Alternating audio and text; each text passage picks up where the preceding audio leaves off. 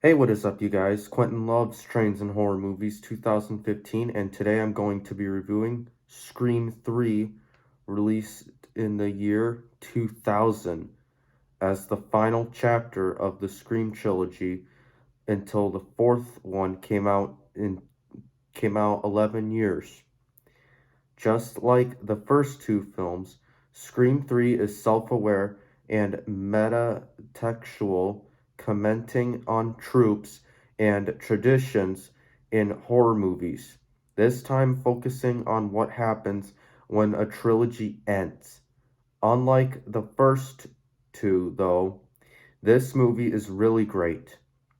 Even though the tone has shifted drastically away from horror and into comedy, which, to be fair, was mostly because production began less than a month after the Columbine shooting. But there's also a bunch of bad decisions all over the place. For instance, Jay and Silent Bob show up for a quick cameo, and the killer's new plot device, painfully lazy Ghostface, now has a tool that lets him mimic anybody's voice, meaning you can never trust that person on the phone is who they say they are.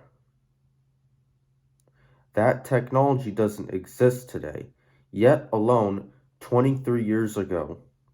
Oh well, at least there aren't like ghosts of Sydney's dead mom running around, right? Sid? You're joking.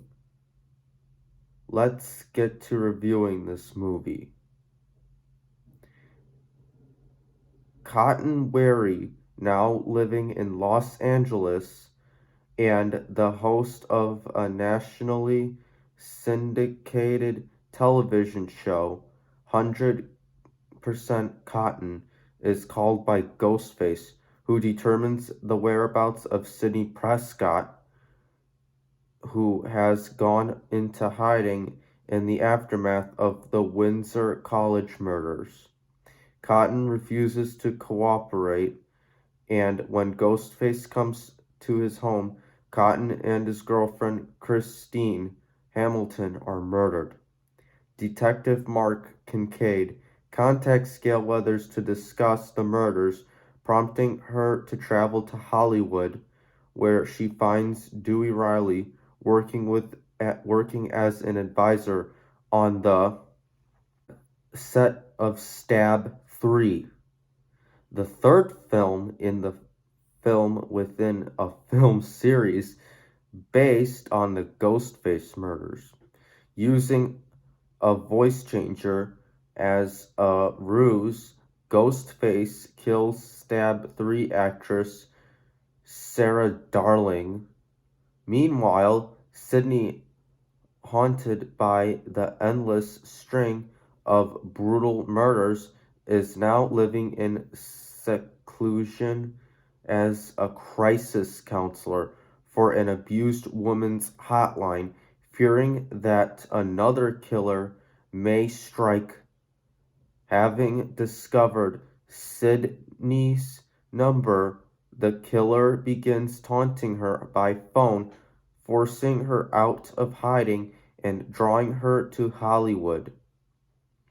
As the remaining Stab 3 cast, along with Dewey and Gale, gather at the home of Jennifer Jolie, Ghostface murders her bodyguard, Steven Stone, and uses a gas leak to cause an explosion, killing fellow actor Tom Prinz in the process.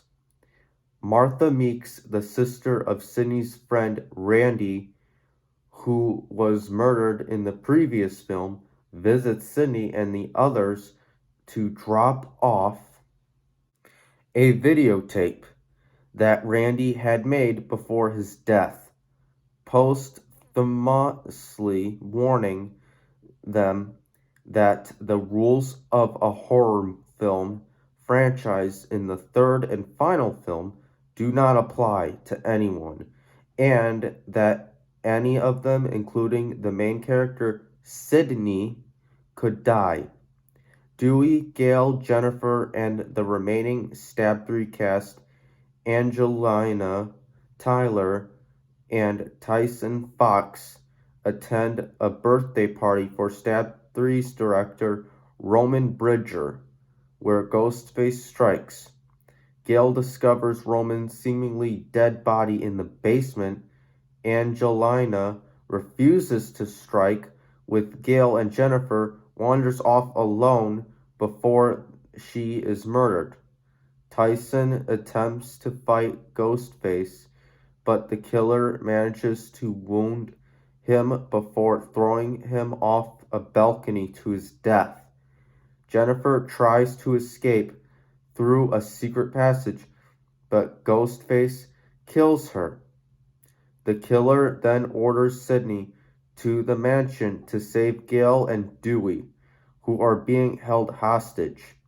When she arrives, Ghostface forces Sydney to remove her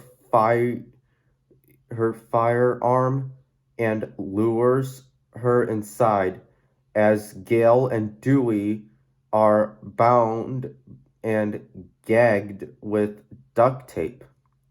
As Sydney is untying Gale and Dewey, Ghostface appears though Sydney gains the upper hand using a second hidden gun to fight off Ghostface. Detective Kincaid shows up but is knocked unconscious by Ghostface. Sydney flees and hides in a secret screening room where she encounters Ghostface.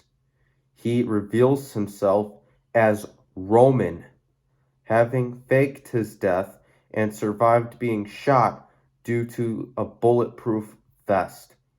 Roman admits to being Sydney's half-brother, born to their mother, Maureen Prescott, when she was an actress in Hollywood years ago.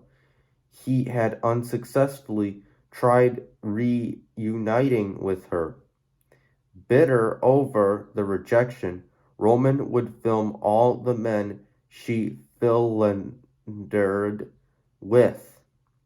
He showed Billy Loomis the footage of his father with Maureen, which motivated him to kill her, thus setting off the events in Scream and Scream 2.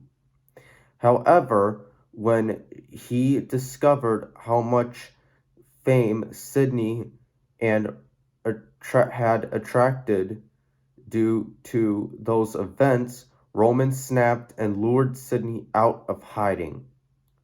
Roman then tells Sydney of his plan to frame her for the murders before killing Stab producer John Milton.